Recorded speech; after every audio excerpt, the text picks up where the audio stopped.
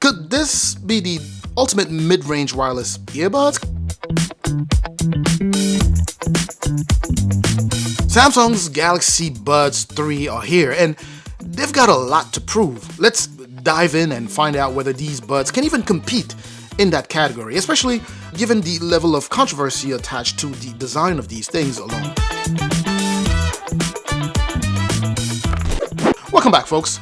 The reason this video might feel like a deja vu is very simple, actually. We did review the pro version of these, and I did dump on you guys how I truly felt about the design in that video. That said, let's quickly talk design in this video of these bad boys here. Now, I'm no stranger to earbuds, trust me. I've tried more than my fair share, but Samsung's new take on the Buds 3, well, it's got my attention, specifically the Buds 3. Again, not because of the design or anything like that. I already told you how I felt about the design last time. But because, you see, I've never been a fan of those awkward stems or AirPod-like buds that we see out there daily.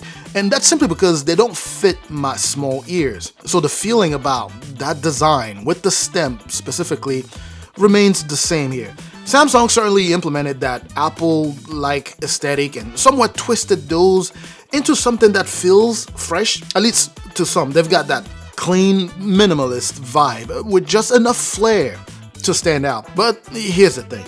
Samsung has gone all in on this new glass top charging case. Sure, it's a statement piece, but it's also a fingerprint magnet. If you are at all familiar with the typical Galaxy Buds, then you are probably wondering, why do we have these stems here? And that's a question I was asking myself, as a matter of fact. But I've come to find out that despite looking as though Samsung blatantly copied Apple here, the stems actually do help with call quality, and they do so by bringing the mics closer to your mouth. They pick up your voice more directly, especially in loud environments. So there is a purpose to the madness. You see, at the end, it's not just designed for the sake of design.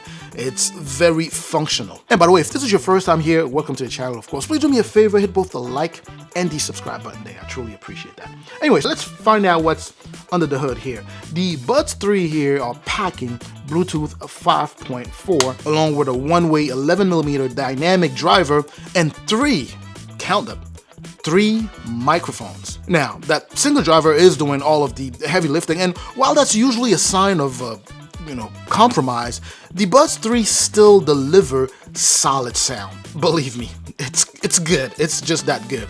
Sure, they won't blow your mind with audiophile level clarity, but they punch above their weight, especially with bass-heavy genres like EDM. Crank up the volume, and these little guys here do get loud. They're not shy about flexing that 11mm driver, and frankly, I'm not hating.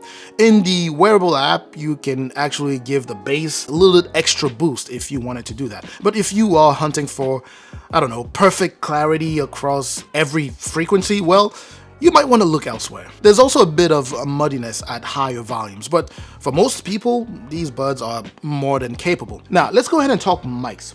Samsung has done a fantastic job here. You've got 3 mics and a dedicated voice processor equipped with beamforming tech. The Buds 3 focus on your voice while cutting down background noises. That means clearer calls, even in crowded spaces, and I think I mentioned that already. But there's a catch here, wind noise. It was just weird to just have that. So you have wind noise present. When the breeze picks up, things can get a bit, dicey. So as for complete silence during calls, well, you hear some background noise creeping in, but your voice still does cut through pretty cleanly. And hey, it's also IP57 water and sweat resistant. So, go ahead and take them to the gym, run through a storm, or just survive another sweaty commute. In fact, when it comes to all-day comfort, these regular Buds 3 are even better. As far as the fit goes, they're even better than the Buds 3 Pro because They just kind of sit in your ear. Again, I'm talking specifically as it relates to my personal ears, right? They will vary depending on the shape of your ears. Anyways, it's an open fit design, no ear tips needed, and that means less pressure on your ears. And when you start sweating, the ear tips do not just go ahead and squeeze out the whole earbud like I've been experiencing with the Buds 3 Pro. So as you would imagine, I was actually surprised to see that they stayed in my ears longer than the Pro did when I was working out and shooting around in the gym. They stayed in place, and even though you might feel like they're going to slip out, they do sit there. As far as battery goes, these earbuds actually do have some serious stamina. I actually ran a full test wearing them for a good chunk of the day, meaning the vast majority of the day, doing a variety of things, including, watching movies, watching videos, I should say, watching videos every now and then, music, taking calls and making calls, and still ended up the day with right about 15% left at the end of the day. And of course, I just had to go ahead and put that back on the charger. Now, speaking of charger, battery life here is going to be subjective, to your type of usage. Samsung promises up to 7 hours of playback without ANC and 5 with it on. Throw in the charging case and you are looking at potential 28 hours total without ANC and 18 with ANC on.